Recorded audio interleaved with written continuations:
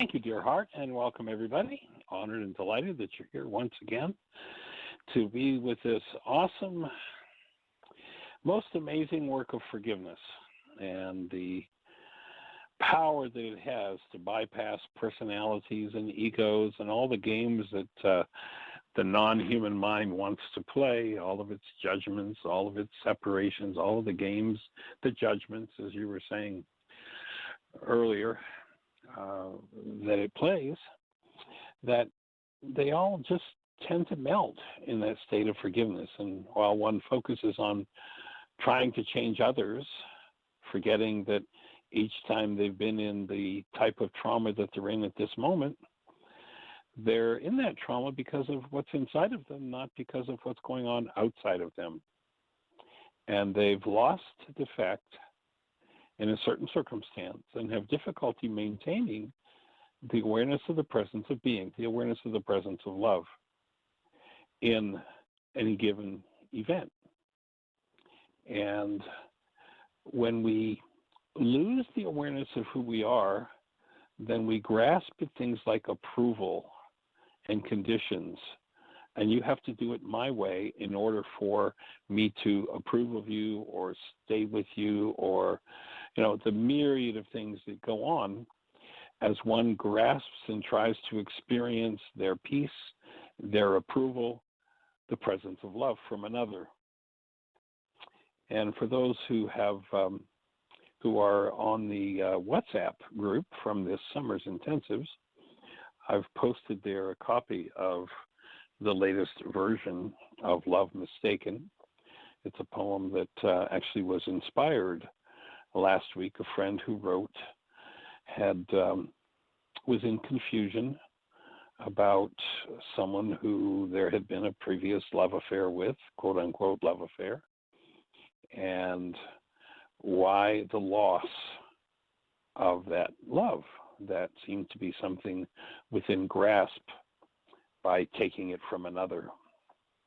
And so my response was a poem called Love Mistaken, and I thought I'd make that the topic of our show today. So if you want to read along with it and you're part of the WhatsApp group, then you can just go there. I just posted it just moments ago.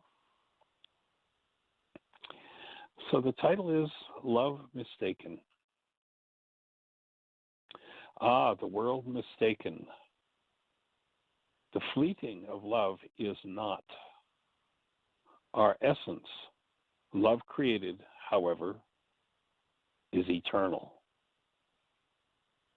Grasped at and dreamed about, but never to be gained from another. Only experienced in the luscious taste of true self, of being. The essence of another can only be experienced, touched, but not captured. It cannot be imprisoned to fulfill the dream of possession that could never be. The essence of the self, being, is the only experience of love. Your birthright is to flourish in it, to live in its bliss. All else is illusion. Imprisoned in the cage of demand and held breath, it fades. Forgotten in the swirling cries of 1,000 generations of love mistaken, it disappears. Captured and bound by an unfulfilled yearning, it only appears to be smothered, dead. Silly to think another can fulfill vanished awareness of what is buried beneath the noise of unresolved pain. What was never absent seems lost, but has only been forgotten. It is among us still, sleeping under the blanket of unfulfilled desires. It will live again, not in their fulfillment, but in their release. The chains of desire bind. The experience of being lives again in freed breath. For the truth of being is, you live eternally, shiny and new, only covered, but never touched by the traumas and losses of the world. Only to be experienced when we truly forgive and awaken to the truth of who we are, love itself.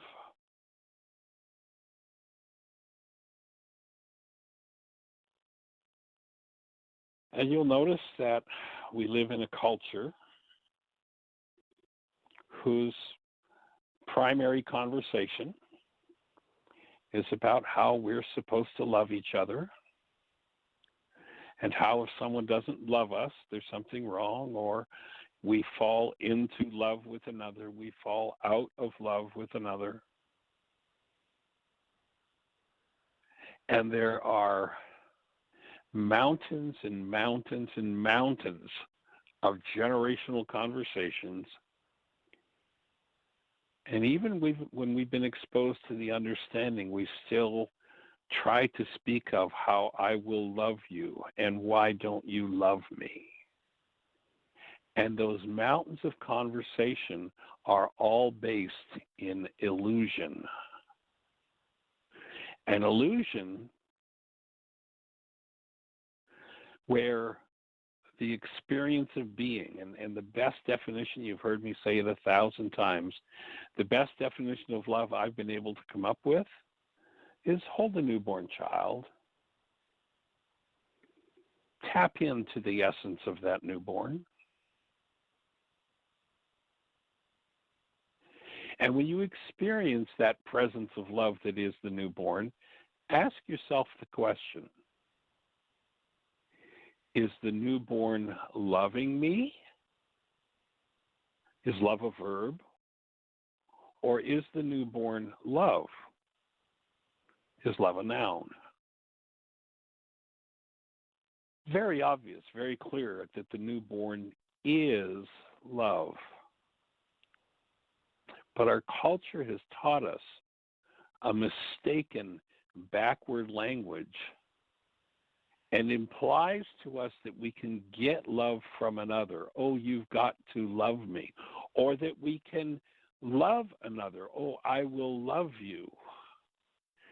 And with that mistaken language, with those mistaken words, one of the things we'll get into in our Laws of Living Intensive coming up in February is regulatory speech and how speech regulates everything, including perception and behavior. The guidance that the mind gives us. And if our language is mistaken, people say, oh, Michael, that's just semantics. No, it's not semantics, folks. It's life itself. If our language is mistaken, we can never go to the place where the goal is achieved. If I say my ultimate dream is to love you forever, I just created the impossible dream. My ultimate goal is that I will find someone who will love me forever, and I just put myself in a posture where the result I'm really looking for is lost. Let's use a simple example. I tell you that sitting in the trunk of the car out there is $1 million. But right from birth, you were programmed with incorrect language. And you were told, you've been told all your life, that the back seat of the car is the trunk. So I give you the keys to the new Ferrari out there. And you tell me your dream is to have $1 million, and I tell you I have it for you. It's in the trunk of the car, the Ferrari sitting in the driveway. I hand you the key, and you rush to the back seat, and it's not there. You can develop a language about the backseat of cars and how someday you'll find what you want there. But until your language is accurate, you can't go where you want to go, to the trunk. If you've been brainwashed into a language of loving another and another loving you, and you've got to get their love, and on it goes, you've been brainwashed into the belief that the back seat of the car is the trunk. And you will never go to the place where the treasure is. The treasure is recognizing yourself as the newborn and to let loose love mistaken, to desire to capture something from another that cannot be captured from another. Oh yes, we can touch into the being, the bliss that another is, and join in that bliss. But if we think that the bliss that we're experiencing is coming from them, then we've fallen into an incorrect definition and illusion, and we'll keep looking where the experience is not. And sooner or later, if you think the experience is in the other, then invariably some form of hostility or fear is going to come in and shatter that. When you recognize that the experience of that bliss and that being and that love is the taste of the true self, then you stop chasing another for it. Oh, can you join with another in it? Absolutely. You know, the line in the wake-up sheet that says, when I choose love, it wakes up the love in everyone. That's a thought. We started with that thought 30-some years ago when we created the Lessons in Living program at Unity in Delray at the school there. And the first thought we took into the classroom with the kids is, when I choose love, it wakes up the love in everyone. But if mistaken language tells me I have to go and get it from someone else, then I'm stuck looking where it is not. And the pain of the loss of the direct experience of love, moving from the state of bliss, you know, when you hold that newborn child,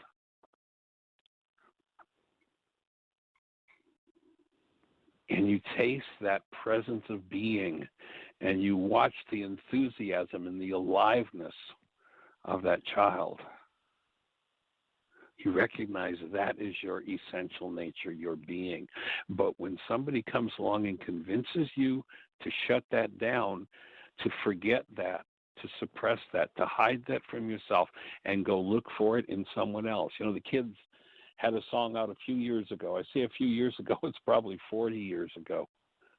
Looking for love in all the wrong places, looking for love in too many faces.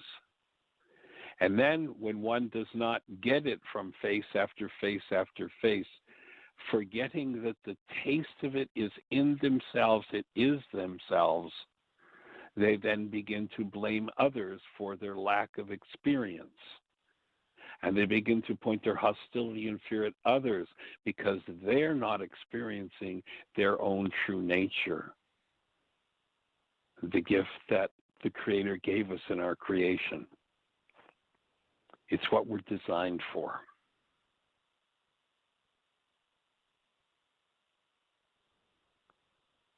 And I thank the young lady who sent me the text expressing how this relationship that had been some years in the past, a friend who was ill went to see this friend and was just re-traumatized by the fact that the quote-unquote seeming experience of love that they got from each other was no longer alive.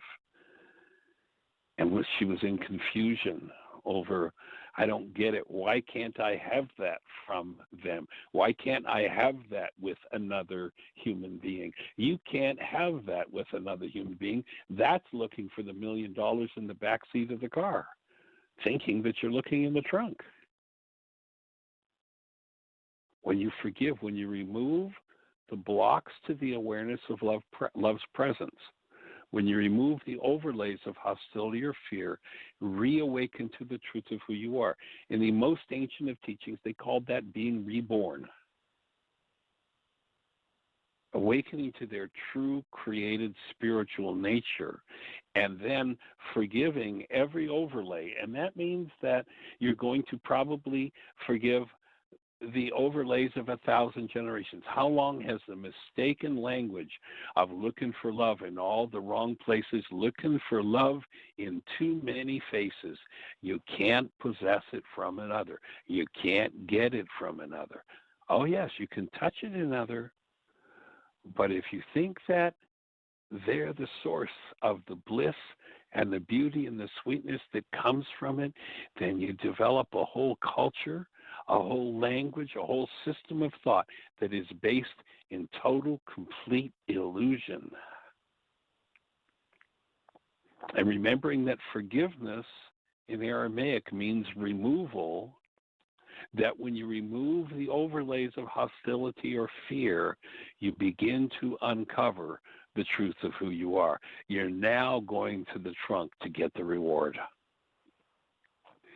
How many generations of hostility or fear will you need to remove in order to be restored to the presence of being, to have your true nature restored fully with its bliss, with its aliveness, with its joy, with its enthusiasm? How many thought disorders are you going to have to let loose of? You know, the first one for most people is, what's wrong with me? Why am I not acceptable? Why am I not lovable? Why am I broken? And when one buys that thought disorder, then a whole series of thought disorders that ensues is insane. Forgiveness is the removal of the generational thought patterns, thought disorders, based in a false language that we can get love from someone else, that we're supposed to love someone else. No, the directive in Aramaic was not to love your neighbor. The directive was to be the presence of love with your neighbor. And by so doing, you maintained your own human life. It is the recovery and the bringing into experience of the truth of who we are that this work is about. That's the whole bottom line of it. You go back to Yeshua, and he's really clear. He doesn't say, I come to bring you doctrine, I come to bring you dogma, I come to bring you BS, belief systems. He says, I come to bring you life, and life is the active presence of love. It is the very essence of life itself. And if it's buried under a mountain of hostility and fear, the swirling pain of 1,000 generations, then it seems unavailable, but it's only unavailable because we have put on top of it a load that was never meant to be carried by humans. Yeshua spoke of it as burying your light under a bushel basket. And he advised bringing your light out to be shone upon all the world, whatever the world is doing. And that is, you bring your light out from under that bushel basket. And the bushel basket are the thought disorders of 1,000 generations that need to be forgiven and removed, so that you uncover and come back to the direct experience of the physiological bliss and joy that you are, not that you get from another. And then from that space, go join with the bliss and the joy of another and create life. It's an awesome gift to give the world. So perhaps you will hear this poem with some new brain cells after that brief explanation. So I'm going to just read it once again, and we'll open the phone lines. Love mistaken. Ah, the world mistaken. The fleeting of love is not. Our essence, love created, however, is eternal. Grasped at and dreamed about, but never to be gained from another, only experienced in the luscious taste of true self, of being. The essence of another can only be experienced, touched, but not captured. It cannot be imprisoned to fulfill the dream of possession that could never be. The essence of the self, being, is the only experience of love. Your birthright is to flourish in it, to live in its bliss. All else is illusion. Is imprisoned in the cage of demand and held breath, it fades. Forgotten in the swirling cries of 1,000 generations of love mistaken, it disappears. Captured and bound by an unfulfilled yearning, it only appears to be smothered, dead. Silly to think another can fulfill vanished awareness of what is buried beneath the noise of unresolved pain. What was never absent seems lost, but has only been forgotten. It is among us still, sleeping under the blanket of unfulfilled desires. It will live again, not in their fulfillment, but in their release. The chains of desire bind. The experience of being lives again in freed breath. For the truth of being is, you live eternally. Shiny and new, only covered, but never touched by the traumas and losses of the world. Only to be experienced when we truly forgive and awaken to the truth of who we are. Love itself.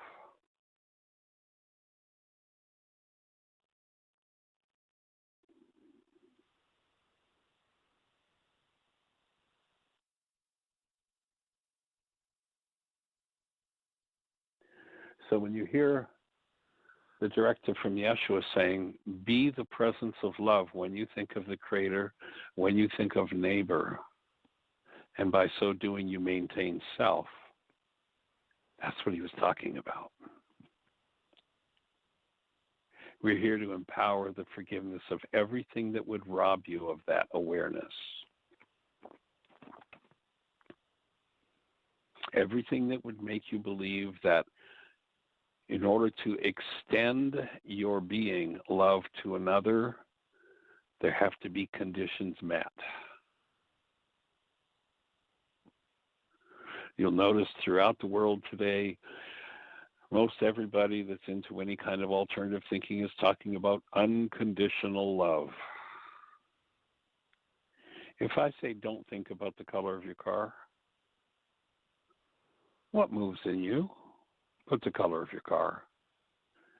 If I say unconditional love, what moves in the mind but conditions?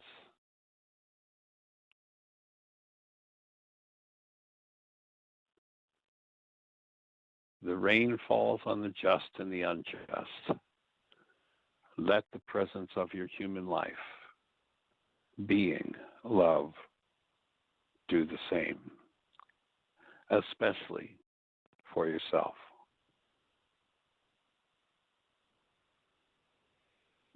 And I just breathe with you for a moment to just be with that vibration, with that energy.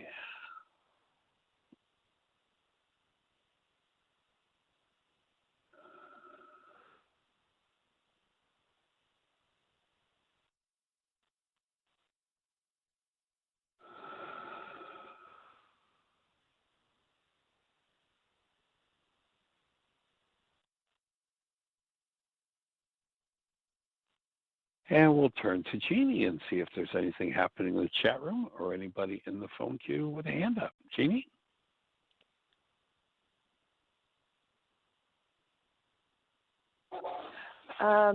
We do not have a hand up. There's only one person with me in the chat room. So if you press 1, it puts you in line without waiting. We've got several people, 18 callers. So that's awesome. So press 1.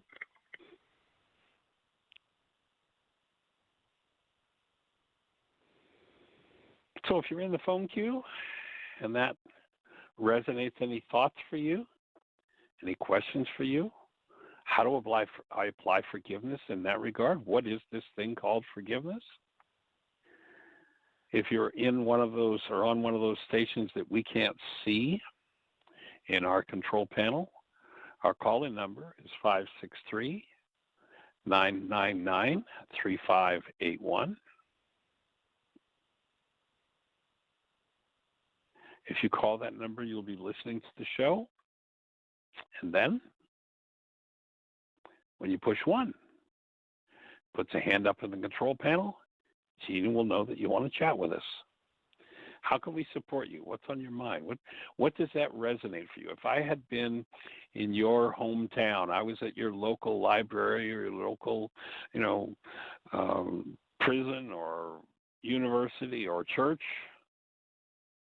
and I shared what I just shared from the platform. As I was walking down from the platform, you would be walking over to me to say, but Michael, what about, or Michael, how does this work? But Michael, what? Would you have had that kind of question if I were walking down off the platform and I just shared what I've shared? Then here's the opportunity for us to have that conversation. And the beauty of having those conversations is that your questions are the questions of everybody who's listening.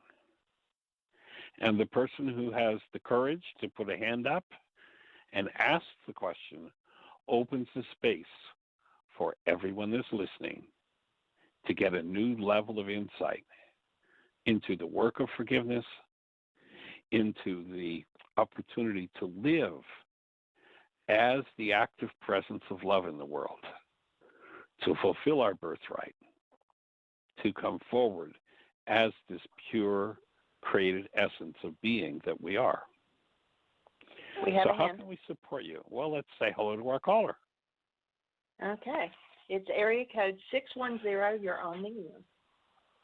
Hi, it's Tim Bingham. Well, hey there, young man. Welcome. Thank you. On Friday last, at the end, you and I had a discussion about the nature of evil.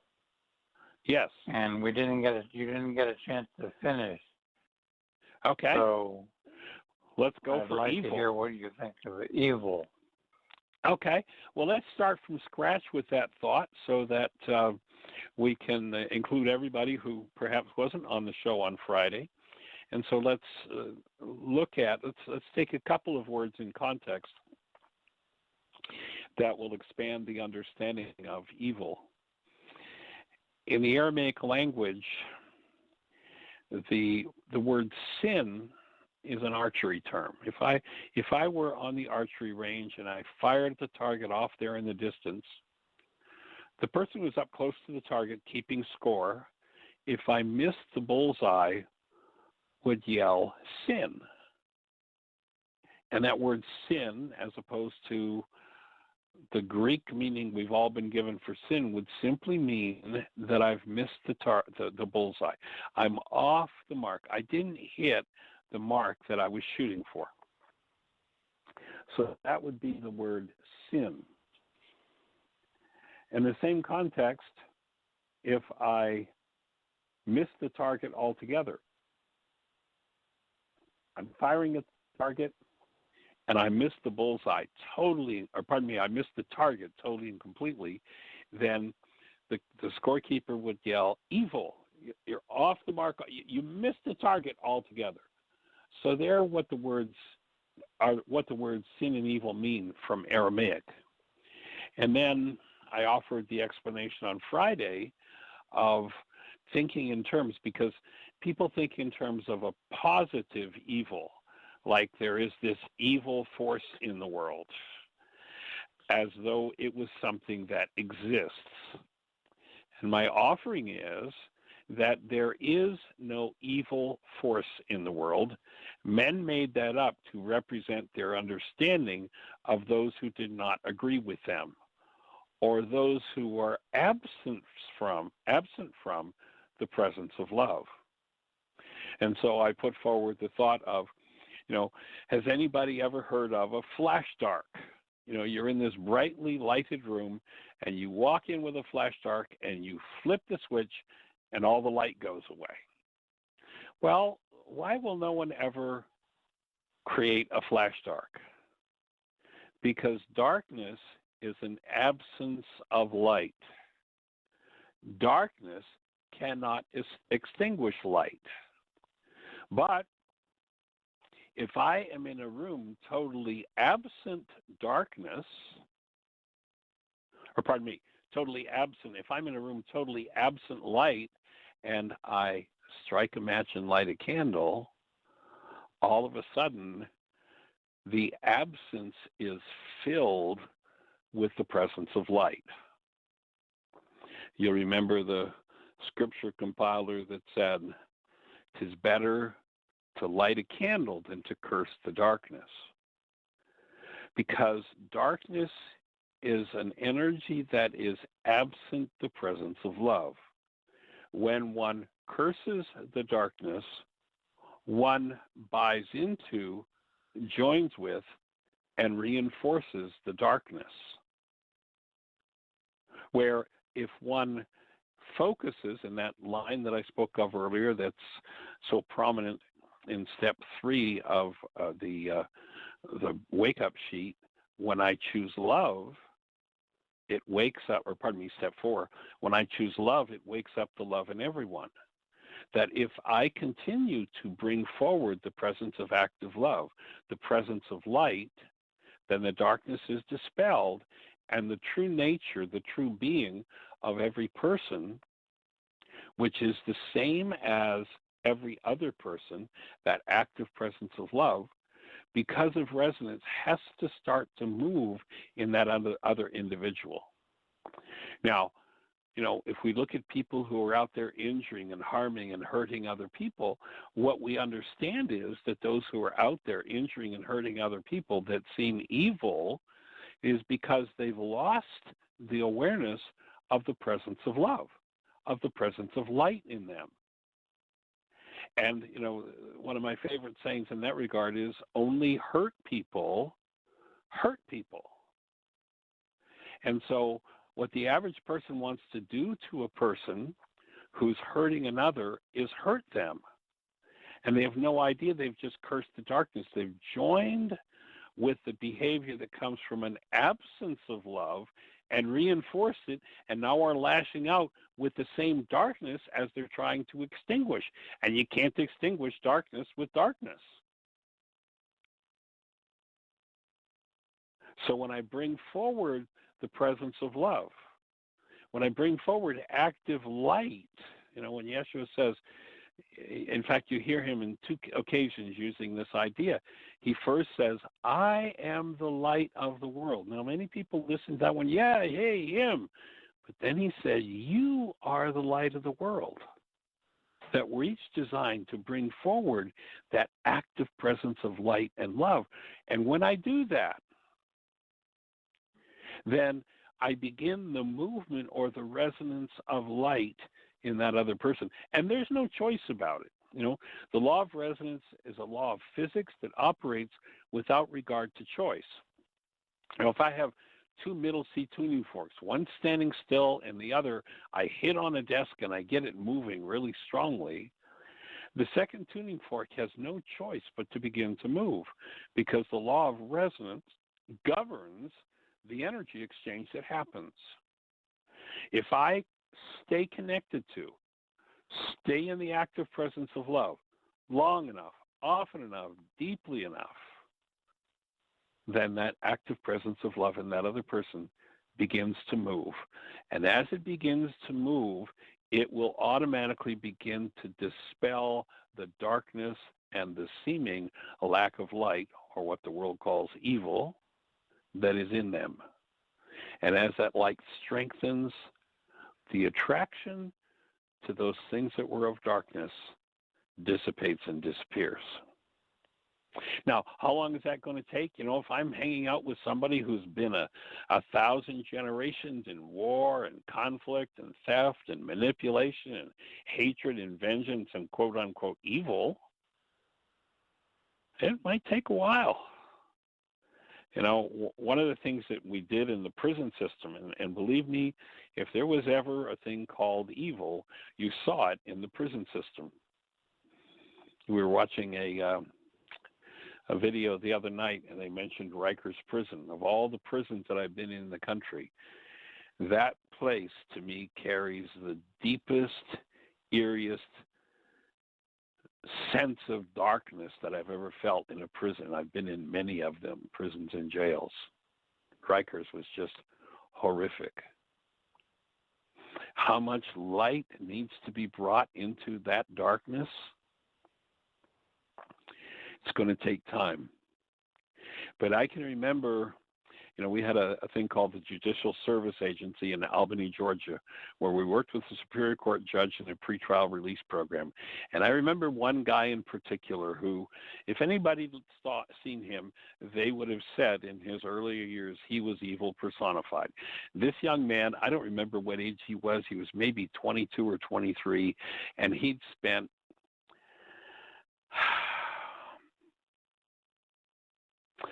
I forget, it's been so long ago, but the majority of his teen years and adult years in prison. And the man who was my partner in that project, his name was Dan McDougall. They called him Mr. Mac. I remember Dan was up in front of the room getting ready to teach. I was sitting off to the side. And this guy comes in that has spent the majority of his life beyond his early teen years in prison. He's in the Judicial Service Program, pretrial release program. And this guy is big, and if the world could ever come up with somebody scary looking, this guy was scary looking. I would not ever want to meet him in a dark alley. This guy walked in the front door of the Judicial Service Agency this particular evening, coming into class, and he bounces across the room up to the front where Mr. Mack, where Dan is teaching, and like an excited 4-year-old, he says, Mr. Mack, I kept Rockma active all week this week. One of the objectives of Laws of Living, which is a course we were teaching in the prison. One of the objectives was to support people in creating a permanent activity of Rockma in their minds. And this guy, who, don't catch me in a back alley with him, is as bouncy as a 3-year-old, as excited as Aria Rain is in her most excited moments, back to enthusiasm about keeping love present in his mind and in his life. Believe me, before he started into the Laws of Living program, his life was darkness and what the world would call evil. There was no evil in him. Evil is not a positive presence. It is an absence. When we start setting up prison programs with people who are healed and bring light into the darkness of the prison, then instead of places for punishment, we will have places where people are brought to heal, brought to be filled with light. And that means that the warden and the officials and the guards in the prisons themselves have to be filled with light.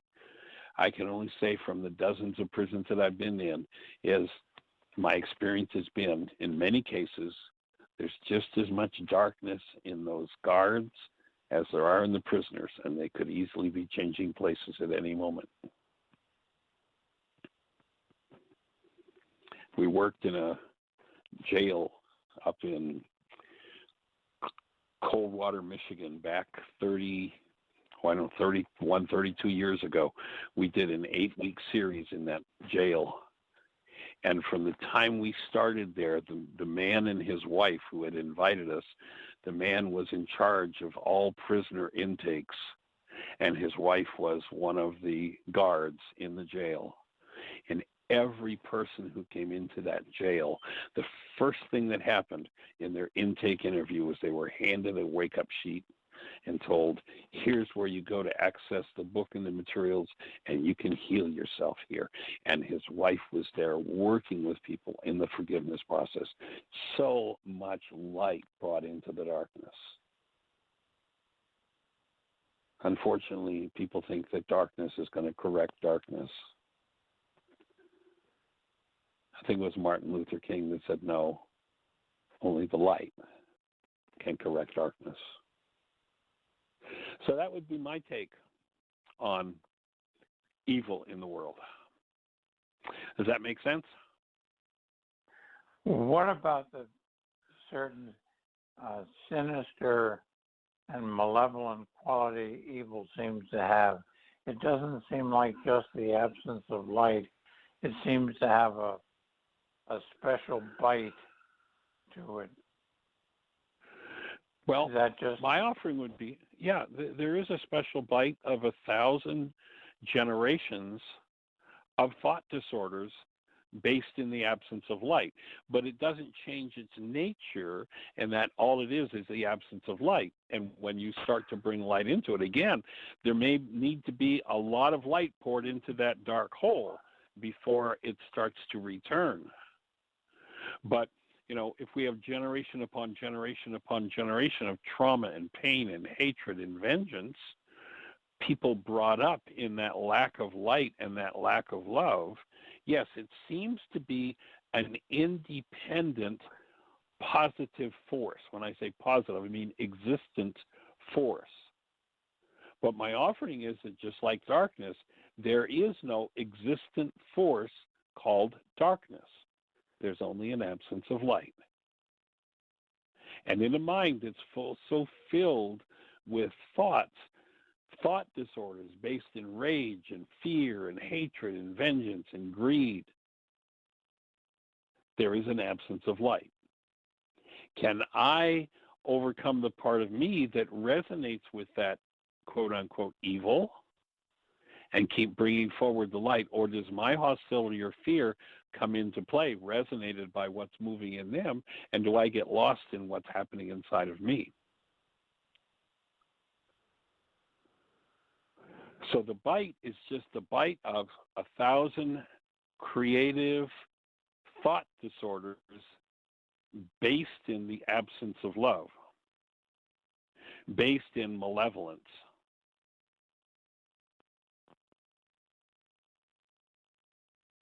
Okay. But when malevolence touches the hem of the garment of love, it begins to be transformed.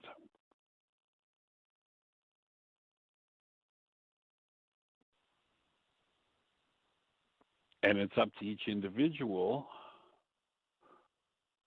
who knows the light to be the hem of the garment. You know, there's an interesting story in the scriptures about a woman whose disease is a really seriously traumatic disorder for a woman in that particular culture. This woman had an issue of blood for 12 years. She's had a continuous menstrual period for 12 years. Now, here's a woman who's outcast in her own home. She's quote-unquote unclean. She can't even prepare food for her family. This is a really heavy-duty disorder. But there's something in her that knows. On her own, she is not able to bring forward enough light to heal that disease, that literal so-called physical disease. But something has sparked in her the awareness that if she could just touch the hem of the garment of sufficient light, of the presence of sufficient love, then that which she was willing to heal would be healed in an instant. And she goes seeking Yeshua. And she touches. Now, she didn't touch a piece of cloth. She delivered herself in her willingness to this powerful energy field of light and love called Yeshua. When she stepped into his field, he notices it. And the way the Greeks translate it says, he perceived that virtue had left him. In other words, there was a discharge of that presence of light and love from his field into her field. And she instantly healed this so-called physical disease. Now, you'll notice that everybody wanted to praise Yeshua for that healing. But he didn't say, praise me for that healing. He said, woman, it was your action, your activity. Yes, okay, I provided some of the power, some of the light that you couldn't generate on your own at this point. So yes, I fulfilled that support role, but it was your work that made you whole. It was your willingness to step into and connect with the active presence of love that I bring to the world and that I maintain in the world. It was you. There were in that particular story, you remember there was a whole crowd pressing around. I think the word that was used was a throng pressing around him. Now, I don't know how many people there are in a throng, but you'll notice there was only one person who healed in that situation. The throng, everybody in the throng could go, oh, I'm healed, I'm healed, I'm healed. One woman brought the willingness. And Yeshua acknowledged her willingness as the power that brought her healing. And you remember that he says, I am, we could say, my light is always with you. The presence of my love is here. I've opened a door to that, and I'm here. Will you touch the hem of my garment? Will you come with that kind of willingness to heal every thought disorder in you? Will you bring that forward and join her in that healed state? It will be what you do with it that will make the difference. And we're here to support people building the brain cells for knowing how to make that difference, to be that difference in the world.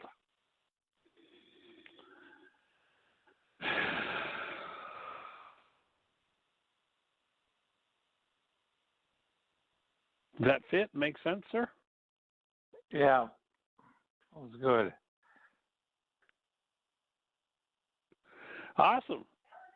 Well, anything else on your mind? No. No? Is that young lady of yours there with you? She's in the other room. Sue? Okay, well, tell her we said hello. Susan, are you there? Do you have any thoughts for us today?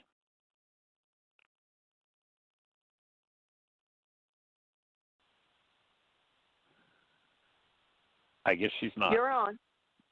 Oh, I'm here on. we are. Well, hey there, Michael. young lady. You are on. I am on. I mean, I tell Well- you, Michael, this you have to save. You have to save this in the archives as one of the stellar talks. This talk on evil just blew my mind. You've answered so many questions. Yay. It was fabulous. What am I going to say? I don't have any questions. Imagine that. No. Well, it's just, well, that's what we need are the questions. And so Tim graciously delivered that question to us. Or right, it never and would we have been the did topic need of it. conversation. It's globally applicable, effective, good. My ego makes an argument, but what about this? But what about that? This is too terrible to fit into the one. You've wiped them all out, every last one. There's no room no ground to stand on anymore. I hope I And- can live that. Yeah. What? Well, that's the challenge, isn't it? And the challenge to me is to recognize that when my brainwash has trained me to tell you that you're the problem in my life, and you're the only reason I'm not living as love, and you're the only reason I'm not happy, and you're the only reason there's a problem, then to undo that brainwashing is to realize that's my work to do, not yours. Yeah.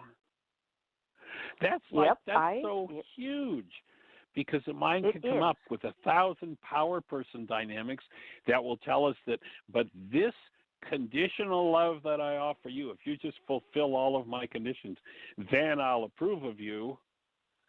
That's all a reflection of a projection of the non-being mind and the power person dynamic in one's own life. It's a tough lesson to get. Oh, man, it is.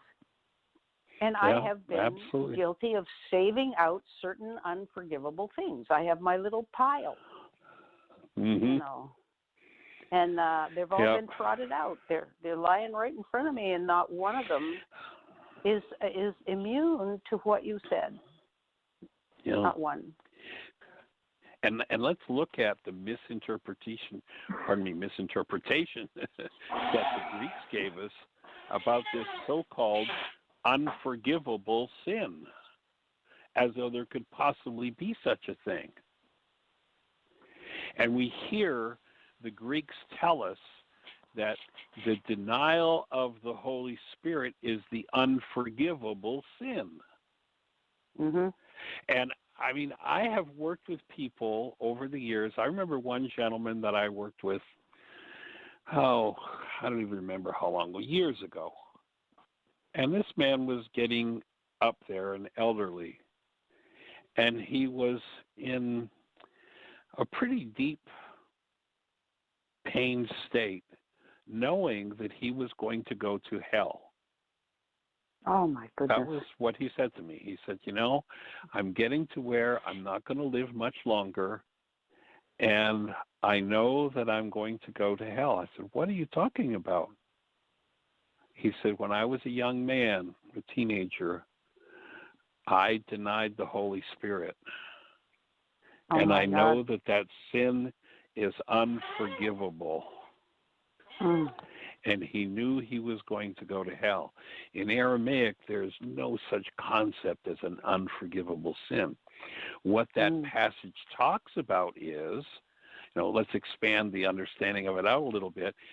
There's Harvard research we've talked about repeatedly where they say that, in a time frame where 10,000 brain cells are firing, the max amount of data that goes into conscious awareness is 9 bits. So when you think about and I metaphorically call it, not literally, but metaphorically call it the 9-bit mind. With my 9-bit mind, how am I ever going to work through 1,000 generations of hatred and, having that pile of grievances? How am I ever going to work through that? That's impossible. But there's a power in us that Yeshua explained called Ruka Dekudsha, a feminine elemental force that undoes the effects of our errors and teaches us the truth, a power that knows how to process us right down to our genetic toes. And if we deny that, that's what that passage was about, was to deny that power access to our sins, to our own darkness, is to live in unforgiveness. Not unforgivable, but being stuck in unforgiveness because our pea brains can't process that depth of what needs to be dealt with. But there's a power in us that can. And if we deny her, we're stuck in unforgiveness. To invite her in is to allow forgiveness to occur and all darkness to be healed. Whoa. Sweet. Well, when Tim Hayes was talking about how Matt Kahn said everything is for your learning or something like that, everything is to help. I don't remember the title of the book, but you've just made it clear that literally everything is for that purpose. It is. What else could it be? It is. Oh, Absolutely. Man. Absolutely. So my friend last week who told me how much she likes Mr. T, I did a lot of work, tapping and worksheets and, Right. little inner dialogues and all sorts of things. But this is like the cherry on the top of the sundae. It just put it all together. I feel as if I cleared out a lot of stuff, but not really. I mean, you've just made it clear that there's just nobody that isn't, if they're not part of the light, they're in darkness and they need help, and that's all there is to it. And I hope I don't start judging people for, you're in the darkness and you need help and all that stuff. Yeah. Well, there's your next piece of work. So let's go to the Course in Miracles for a minute. Mm-hmm. The Course tells you exactly what to do with Mr. T. In fact, it says right there on the page, with Mr. T, exempt no one from your love, or you will be hiding a dark place within your mind where Ruka's healing power is not welcome. Exactly. That's just it. The whole thing. Each body is a symbol of a part of our own minds. Mm-hmm. The places where we gather all of our denied evil and put them into our brain's image of another is the symbol of what we haven't resolved. That's why it's my work. If I have to throw him out of my heart, it's because there's a darkened place in my heart where healing isn't welcome. Mm-hmm. And that person who I want to throw out of my heart is nothing but a projection, nothing but a symbol of the part of me that needs healing. Exempt no one from your love. Now, we could change the regulatory speech of that, which we will do in Laws of Living, and it will be include everyone in the extension of your being to others. Include everyone. Because that's all they need. That's all they need. Mm-hmm. That's why I say in the prison system, if we could but bring people in. The whole idea originally of priesthood was not holy men or holy people who had some sort of special power. It was those who'd done their work and could hold tightly. Was not holy men or holy people who had some sort of special power. It was those who'd done their work and could hold tightly to the space of love no matter what anybody brought to them. Confession is about, if I can't hold the light for myself, and I go to one who's done their work, and I bring forward my error, my quote-unquote energy that's off the mark, my sin, I bring it forward in the presence of their love, I get to heal. That's what priesthood and confession was all about.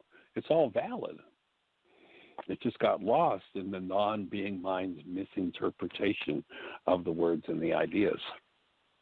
That was so good. Truly, I'm going to go on the archives. I'm going to snag that section that you talked about it and isolate it out and play it for my class or print it up or type it up or do something. Something has to be spread around here. All right. Well, if you decide to type it up, please send me a copy. In the meantime, we're down to just the last few seconds. The phone is going to cut us off. So everybody, create the best year yet of your eternal life. It's an awesome gift to give the world.